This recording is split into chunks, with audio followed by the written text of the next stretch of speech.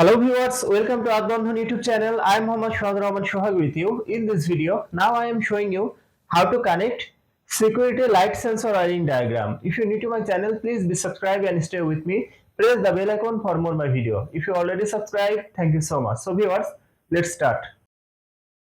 Energy meter, double pole MCB circuit breaker, 8-pin relay, another MCB circuit breaker, light sensor, security light, house load, phase connection input to energy meter, neutral connection input to energy meter, phase connection from energy meter to MCB and neutral connection from energy meter to MCB, phase connection from MCB circuit breaker to connect 8-pin relay, phase connection from relay to connect light sensor, phase connection from relay to MCB circuit breaker, common connection between light sensor to circuit breaker, phase connection from circuit breaker to connect to security light, neutral connection from MCB to connect 8-pin relay, neutral connection to light sensor, neutral connection to security lights,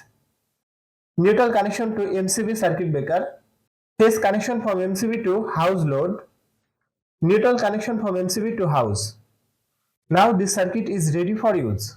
So viewers, that's my video. If you like my video, please like and share my video to your friend.